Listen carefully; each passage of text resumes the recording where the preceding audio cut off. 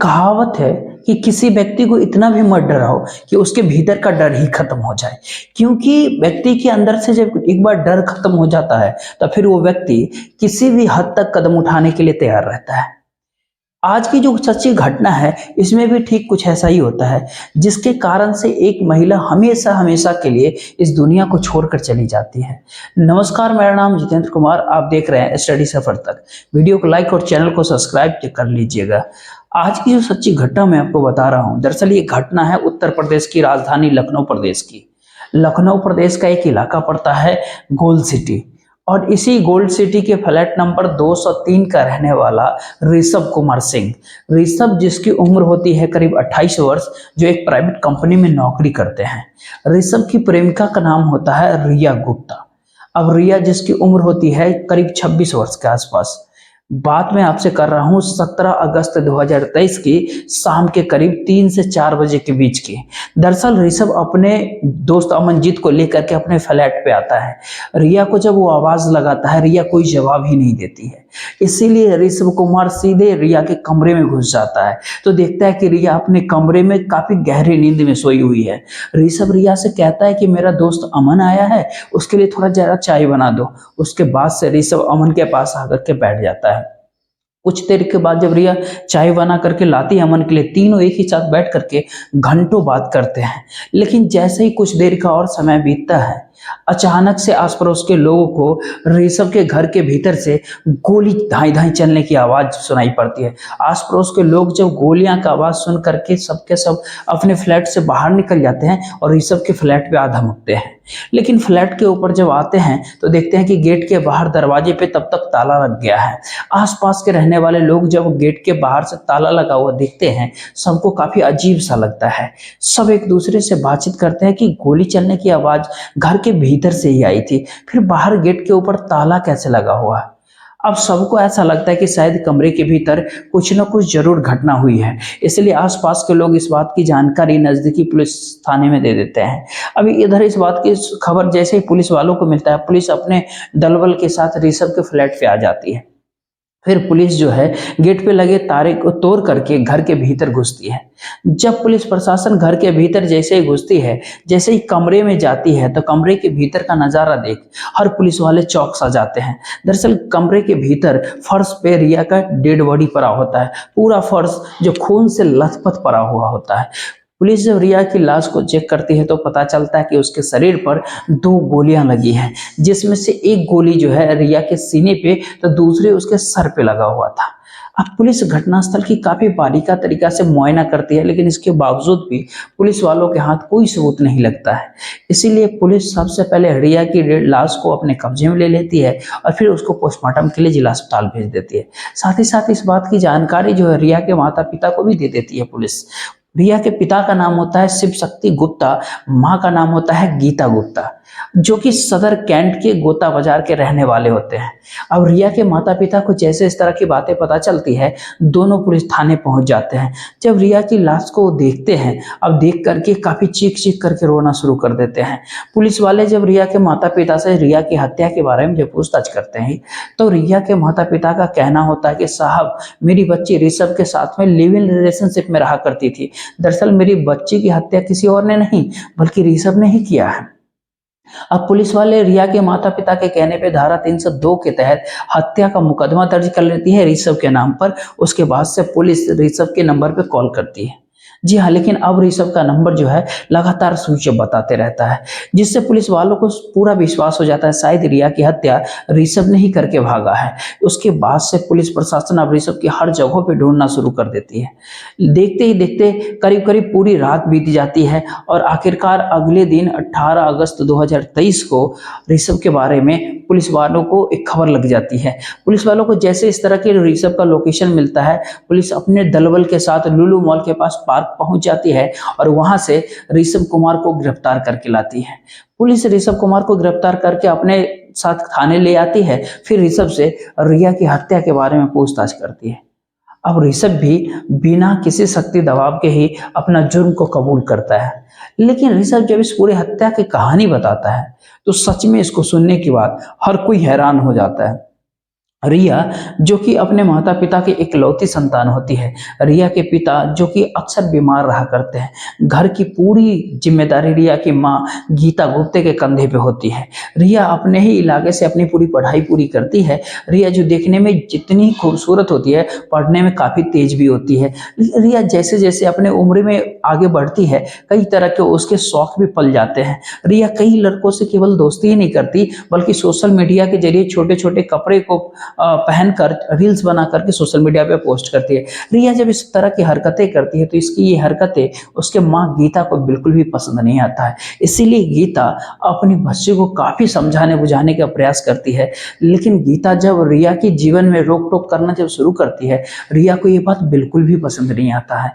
गीता जब अपने तमाम प्रयास कर लेती है, रिया जब अपनी माँ की एक भी बात नहीं सुनती है, आखिरकार गीता भी अपनी बच्ची को उसके हाल पे ही छोड़ देती है। रिया जब अपनी जवानी के दहलीज पे कदम रखती है, कई सारे लड़कों के साथ उसकी दोस्ती हो जाती है। लेकिन जैसे ही रिया की पढ़ाई कंप्लीट होती है, साल 2019 के भीतर एक प्राइवेट कंपनी में उसे नौकरी लग जाती है।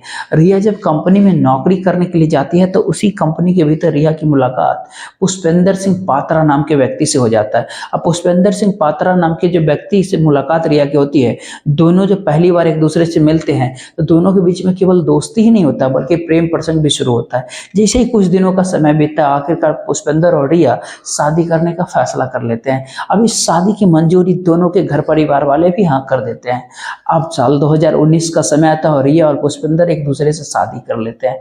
अब शादी करने के बाद जीवन बहुत अच्छे तरीके से बीतने तो लगता है, लेकिन जैसे ही साल 2020 आता है, अब देश में कोरोना के कारण पूरे देश दुनिया में लॉकडाउन लग जाता है, जिसके कारण से पुष्पेंद्र की नौकरी भी छिन जाती है। अब इधर शादी का करीब करीब 6 महीने का समय भी बीत जाता है, लेकिन शादी के बाद भी रिया के जीवन में कोई ज़्यादा बदलाव नहीं दिखता है। पुष्पेंद्र जो अपने जीवन से जंग लड़ रहा होता है, तो वहीं पे रिया की शादी के बाद भी अपने ही घर के भीतर से कई तरह के छोटे छोटे रील्स बना करके छोटे छोटे कपड़ों में रील्स बनाया करती थी और वो सोशल मीडिया प्लेटफॉर्म पे पोस्ट करती, जो उसके पति पुष्पेंद्र को बिल्कुल भी अच्छा नहीं लगता था। पुष्पेंद्र इस बात को लेकर के अपनी पत्नी रिया को काफी समझाने बुझाने की कोशिश भी करता है, लेकिन इसके बावजूद भी रिया अपने पति की एक भी बात नहीं सुनती है। जब 1 वर्ष का समय बीत जाता है, रिया एक बच्ची को जन्म दे देती है। लेकिन बच्ची के जन्म होने के बाद भी रिया रील्स ही नहीं बनाती, बल्कि कई सारे लोगों से तब तक दोस्ती कर लेती है, उनसे जाके लगातार मुलाकात किया करती। इस बात को लेकर के रिया के सास ससुर भी उसको काफी रोक टोक करते हैं।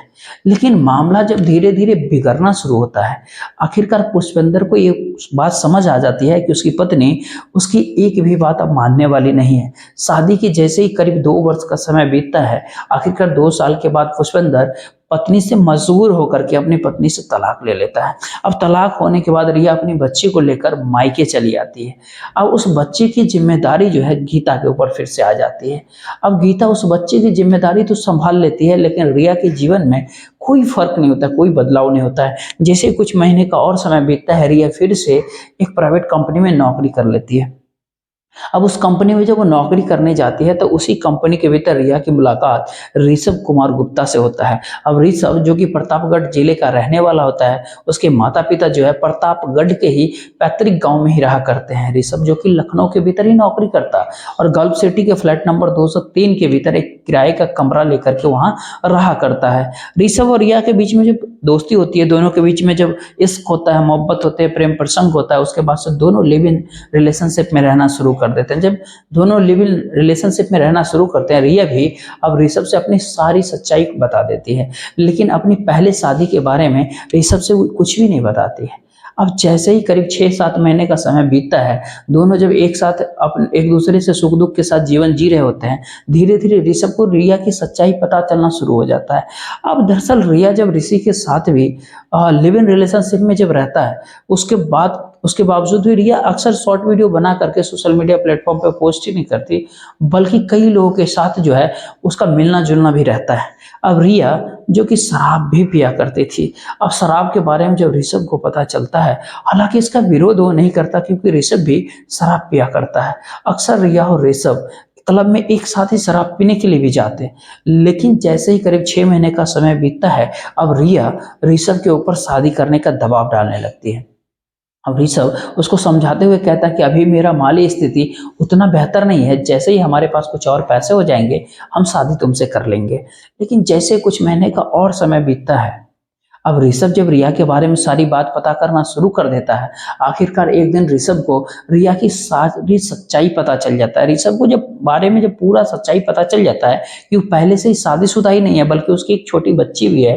अब ये जान करके ऋषभ के पैरों तले फर्शी खिसक जाती है। अब ऋषभ इस सोच में पड़ जाता है कि आखिरकार रिया ने उससे ये सच्चाई छुपाया क्यों। हालांकि इसके बावजूद भी ऋषभ रिया से इस बारे में बिल्कुल बातचीत नहीं करता, बल्कि उससे शादी करने के लिए तैयार भी हो रहता है। लेकिन रिया को जब और भी कई लोगों से बातचीत करते हुए वो देखता है, अब ऋषभ को ये बात पसंद नहीं आती है। अब इसीलिए ऋषभ रिया को काफी समझाने बुझाने की कोशिश भी करता है, लेकिन इसके बावजूद भी रिया के भीतर कोई बदलाव नहीं आती है। के कारण से अब दोनों के बीच में धीरे धीरे दूरियां बननी शुरू हो जाती है। अब जैसे ही दोनों के बीच में दूरियां बननी शुरू होती है, अब रिया जो है ऋषभ के ऊपर और ज्यादा दबाव बनाने लगती है शादी करने का। अब ऋषभ रिया से कहता है कि मैं तुमसे शादी तो कर लूंगा, लेकिन तुम्हें मेरे परिवार के साथ रहना पड़ेगा। लेकिन रिया ऋषभ के परिवार के साथ रहने के लिए बिल्कुल तैयार ही नहीं होती है। लेकिन बात सबसे ज्यादा तब बिगड़ती है जब 16 अगस्त 2023 के शाम के समय रिया ऋषभ को लेकर अपने एक दोस्त के पार्टी में जाती है। पार्टी में जब पहुंचती है, ज्यादा शराब ही नहीं पीती बल्कि नशे की हालत में अपने दोस्तों के साथ वो अश्लील तरीके से डांस भी करती है। अब ऋषभ उसी पार्टी के भीतर रिया को काफी समझाता बुझाता है, लेकिन रिया उल्टे अपने प्रेमी ऋषभ के ऊपर ही भारी हो जाती है। अपने दोस्तों के सामने ही ऋषभ को काफी बेइज्जत करती है। अब रात के समय जब दोनों वापस अपने कमरे पे लौटते हैं, इसी बात को लेकर के दोनों के बीच में काफी झगड़े होने लगते हैं। जब लड़ाई झगड़े जैसे ही बहुत तेज हो जाती है, अब रिया कहती है कि मुझे कुछ पैसे तुमसे चाहिए क्योंकि मैं अपना लुलु मॉल में एक सैलून खोलना चाहती हूँ। अब पैसे की जब डिमांड वो करती है, ऋषभ के पास पैसे नहीं होते हैं, इसीलिए उसे पैसे नहीं दे पाता वो। अब पैसे जब वो नहीं दे पाता है, इसी कारण से रिया और ज्यादा गुस्से में आ जाती है और उसी रात को ही ऋषभ से शादी करने के लिए कहती है। अब शादी की जब वो जिद पकड़ लेती है, ऋषभ भी इस प्रकार से गुस्से में आ जाता है कि गुस्से में ही उसे कह देता है कि मैं तुमसे अब कभी शादी नहीं करूंगा। अब जैसे ही शादी से वो इनकार करता है, अब रिया एकदम से गुस्से में आकर के ऋषभ को धमकी देने लगती है। अब रिया उससे कहती है कि कई महीनों तक मेरे शरीर के साथ तुमने खिलवाड़ किया है, दैहिक संबंध बनाया है। अगर तुमने शादी मुझसे नहीं किया तो तुम याद रखना, मैं तुम्हारे ऊपर मुकदमा ही नहीं दर्ज कर पाऊंगी बल्कि कोर्ट तक घसीट करके ले जाऊंगी। अब रिया ऋषभ को इस तरह की धमकी नहीं देती बल्कि उसी रात को ही अपने वकील के पास कॉल भी करती है और कॉल करके ऋषभ के सामने वकील से कहती कि मैं ऋषभ के ऊपर मुकदमा दायर करना चाहती हूँ, तुम ऐसा केस तैयार करो कि ऋषभ की पूरी जीवन बर्बाद हो जाए। अब जैसे अपने वकील से रिया इस तरह की बातें कहती है, ये बात सुन करके ऋषभ को भी अब अपने जीवन को लेकर के डर सताने लगता है। अब ऋषभ ये बात सोचने लगता है कि अगर एक बार मेरे ऊपर मुकदमा दर्ज हो गया, उसके बाद से हर हाल में उसको जेल जाना पड़ जाएगा और उसकी बेल भी नहीं हो पाएगी। इसी बात को लेकर के रात के समय ही दोनों के बीच में जब लड़ाई झगड़े फिर से शुरू होते हैं और लड़ाई झगड़े होने के दौरान ही जब सोने के लिए दोनों जाते हैं, रिया गहरी नींद में सो जाती है, लेकिन ऋषभ की आंखों में नींद ही नहीं आती है। किसी भी तरह करके पूरी रात वो अपना बिताता है। सुबह जब उठता है तो रिया से वो कुछ भी बात नहीं करता बल्कि सीधे अपने दोस्त अमनजीत के पास वो पहुंच जाता है और जा करके अमनजीत को रिया के बारे में अमनजीत से सब कुछ बता देता है। अमन ऋषभ को समझाते हुए कहता है कि तुमको घबराने की जरूरत नहीं, मैं तुम्हारे साथ चल रहा हूँ, और रिया को समझाते हैं। करीब 3 बजे के आसपास ऋषभ अमन को लेकर के अपने फ्लैट पे आ जाता है। रिया जब चाय बनाकर लाती है, तीनों बैठ करके बातचीत काफी देर करते हैं। अमन दोनों को काफी देर तक समझाने बुझाने की प्रयास करता है। करीब 1-1.5 घंटे के समय बीत जाता है, बातचीत करते रहते हैं। अमन को भी लगता है मामला अब सुलझ गया, तो अमन वहां से निकल के चला जाता है। लेकिन अमन जैसे ही ऋषभ के घर से निकलता है, अब इधर रिया फिर से ऋषभ से लड़ाई झगड़ा करना शुरू कर देता है। अब रिया ऋषभ को कहता है कि ये मामला हम दोनों का बीच का ही है, तुम अमन को हम दोनों के बीच क्यों लेकर के आए। अब इसी बीच बात को लेकर के जो दोनों के बीच में फिर से लड़ाई झगड़ा होना शुरू होता है, ऋषभ इस प्रकार से क्रोधित होता है कि अपने पास से एक तमंचे निकालता है, फिर रिया के ऊपर एक पर एक 2 गोलियां चला देता है, ढाई ढाई। अब जिसमें से एक गोली रिया के सीने में लगती है तो दूसरी गोली उसके सर में जाके लगती है, जिसके कारण रिया की घटनास्थल पे ही मौत हो जाती है। अब उसके बाद से ऋषभ तुरंत ही अपने फ्लैट से बाहर निकल जाता है, बाहर गेट पे वो ताला लॉक कर देता है, वहां से भाग जाता है। अब सच में जब ऋषभ पूरी कहानी अपनी जुबानी पुलिस वालों को बताता है, पुलिस ऋषभ के ही कहने पर उसको अपने कस्टडी में लेकर अगले दिन जिला अदालत में पेश कर देती है, जहां से उसे जेल भेज दिया जाता है।